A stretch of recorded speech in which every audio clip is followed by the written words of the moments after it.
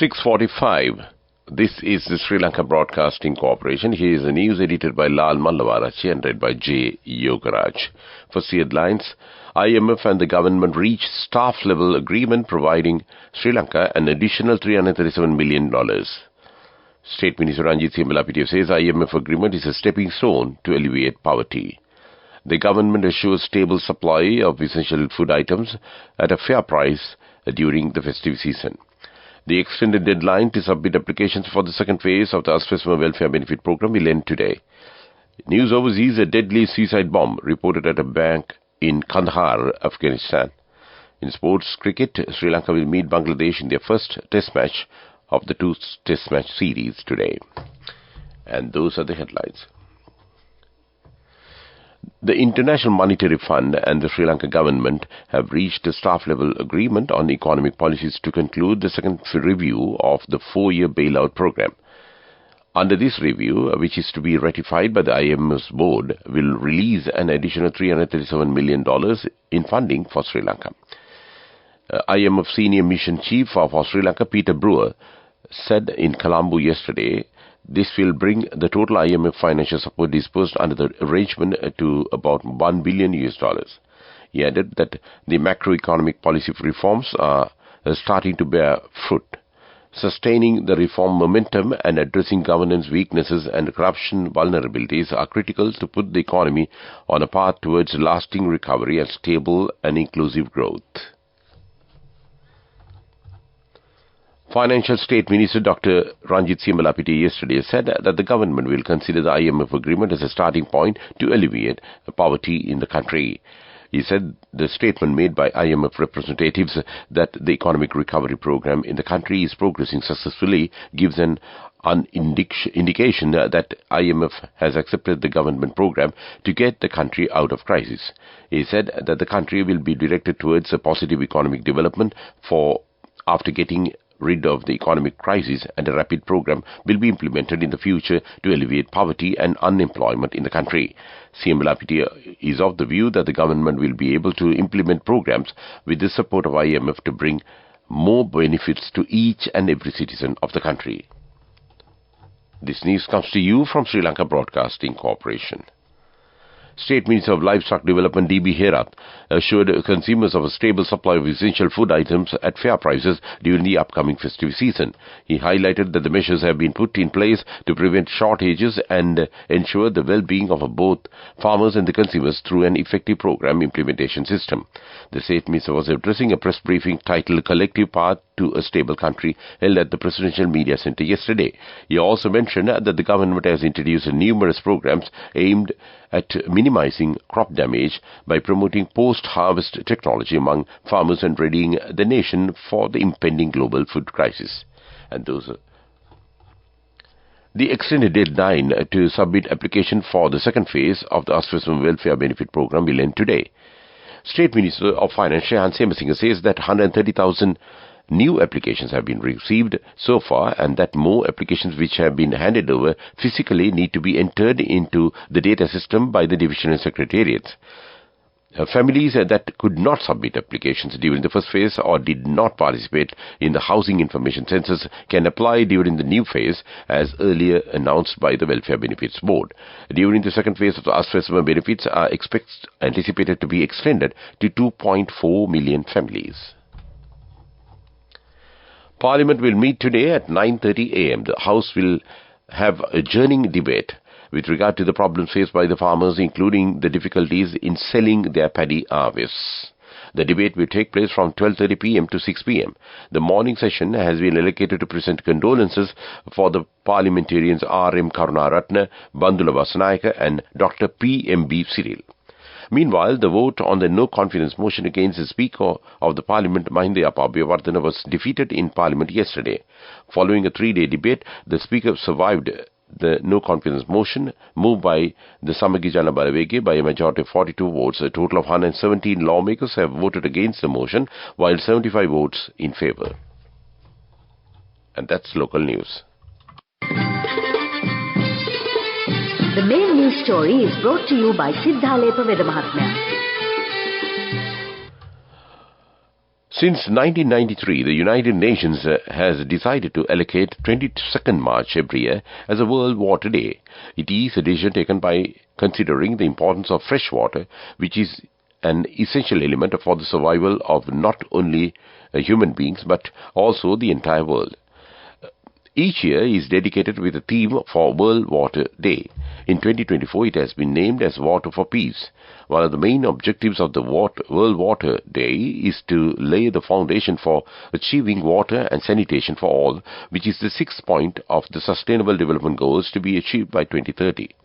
Taking the importance of the water in our life and to bring light about it in a capacity that is possible in Sri Lanka, an awareness project has been created by the Association of Sri Lanka. The Stamp Society will issue the very first special cover today to observe the important day to show that all of us can play a part in promoting the importance of water. And that came to you in Top News. The main news story was brought to you by Sinhala Vedamahatmya. Watch Live is brought to you by CIB New Year offer. Valuable gifts and gift vouchers. 25% discount for bank cards till 10th of April. Visit CIB today. CIB revives once always. In line with the World Moringa Day, attention has been drawn on declaring a National Moringa Murunga Promotion Day in Sri Lanka, also with the view to make people aware of the nutritional and medicinal value of moringa. A moringa is commonly used as a highly nutritious food in many countries today, especially in the African region. Moringa leaves also have medicinal value in addition to the high nutritional value. Joint research carried out in Japan and California has identified that the moringa leaves contain many vitamins and essential nutrients. And that came to you in Washlight.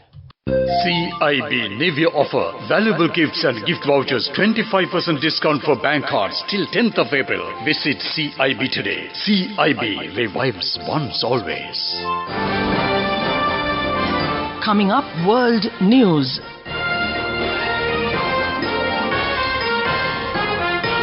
First, the headlines. Deadly suicide bomb reported at bank in Kandahar, Afghanistan. Ukraine war. Russian missile attack targets Kyiv. India in undersea race to mine world's battery metal. Those are the headlines. At least 21 people have been killed in a suicide bombing in the southern Afghan city of Kandahar, a doctor at the regional hospital has told BBC. The Taliban government has put the death toll at 3.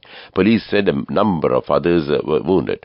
The suicide attack took place at about 8 a.m. GMT, the Taliban said, at a bank located in the city centre.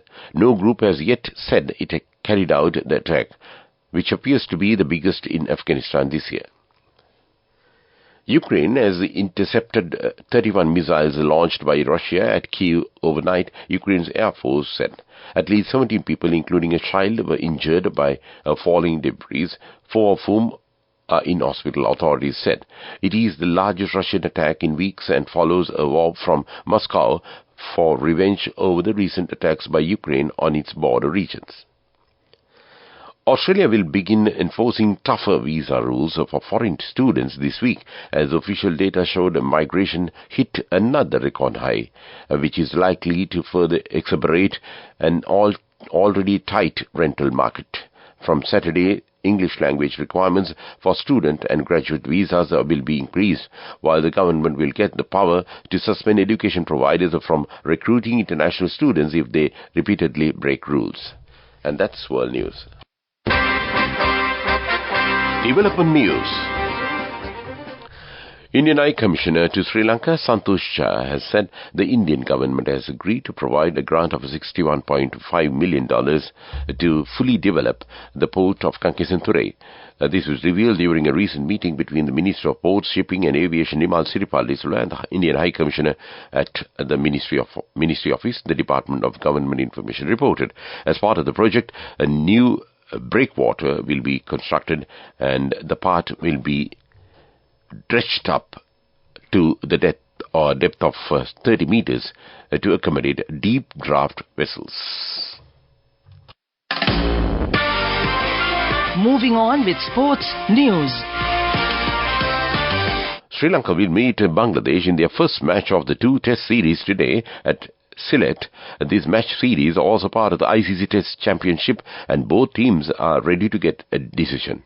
Sri Lanka team led by all-rounder Dhananjay Silva, who on his captaincy debut against Afghanistan last February, Sri Lanka recorded a victory to start his new journey with a win. Bangladesh has more home advantage, but Sri Lanka, who had a successful test series under Dimuth Karunaratne last time in Bangladesh, is confident to take up this challenge. And that's sports news. Go ekak tiyana youth eකට life එකේ change එකට නියමෙට set වෙන්න ඇස් වහගෙන දැකපු ගීන හැබැයි කරන්න youth එකට නියමෙට set වෙන friendship එක මෙන්න. The all new NSB Ithru Mithru account, NSB IM, a plan for your dream. Business news sponsored by National Savings Bank, the safest place for your money. The National Chamber of Commerce of Sri Lanka conducted a special program titled Elevate Upskilling Women Entrepreneurs in view of celebrating the International Women's Day recently at the National Chamber of Commerce Auditorium. The objective of the program was twofold, where the significance of the Women's Day was discussed in an open forum with the participants, followed by the skills building program or session for the MSME sector women entrepreneurs, focusing on the need for women's economic empowerment and fostering gender equality. Business news sponsored by National Savings Bank, the safest place for your money. Go ekak tiyana youth එකට life එකේ change එකට නියමෙට set වෙන්න ඇස් වහගෙන දැකපු ගීන හැබැයි කරන්න youth එකට නියමෙට set වෙන friendship එක මෙන්න. The all new NSB Ithru Mithru account, NSB IM, a plan for your dream. Moving on to economic news, the Asian Development Bank has launched a new country partnership strategy for Sri Lanka covering the period from 2024 to 2028. The strategy will focus on restoring the country's macroeconomic stability, reviving growth, and establishing the foundation for sustainable recovery and resilience. Weather report. The Met Department says a change in the prevailing dry weather of the island can be expected from today onwards. Several spells of showers will occur in the eastern, Uva and northern provinces. Showers or thunder showers will occur at several places in the western, Sabaragamu, central, southern, northwestern and north-central provinces during the afternoon or night. Fairly heavy showers above 50 millimeters are likely at some places in the Sabaragamu province. Misty conditions can be expected at some places in the Sabaragamu and central provinces and in Galle and Matara districts. And that was the weather report. To wind up these news broadcasts, let's look at the main points once again. IMF and the government reached staff-level agreement providing Sri Lanka an additional $337 million. State Minister Ranjit Singh says IMF agreement is a stepping stone to alleviate poverty. The government assures stable supply of essential food items at fair prices during the festive season. The extended deadline to submit applications for the second phase of the Aswesma Welfare Benefit Program will end today. News overseas, a deadly suicide bomb reported at bank in Kandahar, Afghanistan. In sports cricket, Sri Lanka will meet Bangladesh in their first match of the two-test series today. And with that, we conclude this morning news broadcast of Sri Lanka Broadcasting Corporation.